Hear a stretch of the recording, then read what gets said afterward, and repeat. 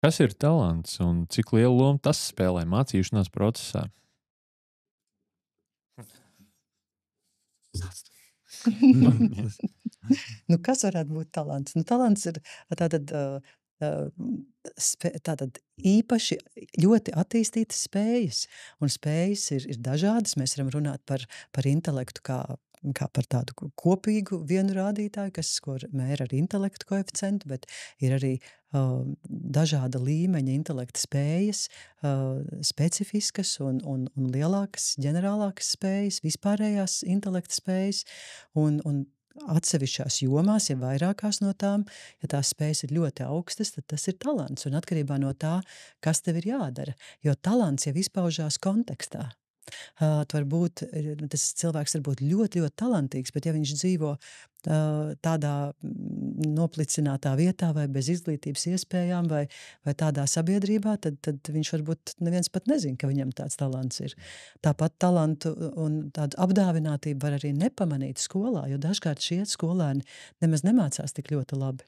Viņiem varbūt arī garlaicīgi, viņi var tur neparādīt savu labāko sniegumu, un tas arī var paiet nepamanīts. Bet ja ir, teiksim, ko prasa mācīšanās, tāda tipiska skola eksploatē zināmas kognitīvās spējas, tipiski atmiņu, uzmanību, ja, tādu kognitīvo produktivitāti, ātru spēju izgūt un reproducēt savas zināšanas, un ja tur ir tas ķēriens, tad, protams, tas nosaka jau a priori tiem bērniem ir jau labāka veiksme mācībās. Un tāpēc ir tik ļoti svarīgi arī tos bērnus, kam ir cits ķēriens citās jomās, ko skola neeksploatē, tiem bērniem pievērst arī īpašu uzmanību. Un tas jau tagad notiek skolā, nav vairs tik aizvēsturiska pieeja. Viena piebilde šajā sakrā, jautājums, vai vispār var kaut kā klasificēt tās dažādās talanta iespējas, jo patiesībā, ja mēs nerunājam par to jomu, uz ko tas talants attiecās, mums faktiski tā saruna viņa kļūst bezcerīga, jo ko nozīmē talants pats par sevi.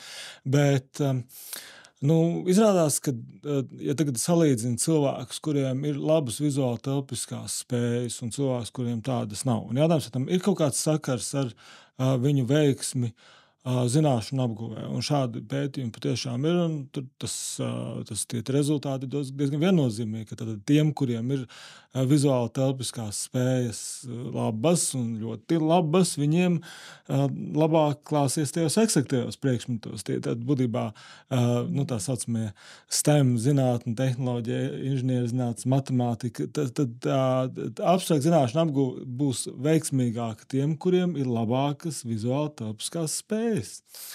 Un tāpēc arī vēl viena lieta, kas rezonē ar to, ko mēs iepriekš runājām, par to pierakstīšanu vai kricelēšanu vai vienkārši schēmošanu vienlaikus.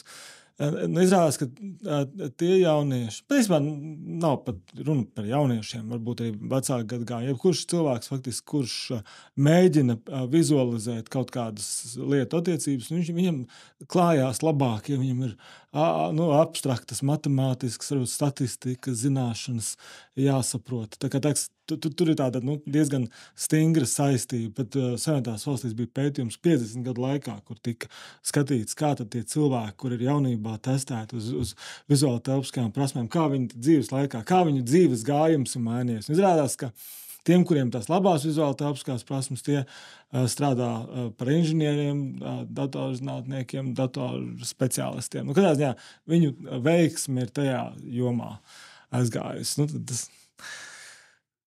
Ko no tā secināt? Protams, arī sapratīsim pareizi, ka pasaule un cilvēku dažādība ir pietiekoši liela, lai tagad tā pateikt, mums nav tā vizuāla telpiskā spēja, tad mēs esam zaudētāji.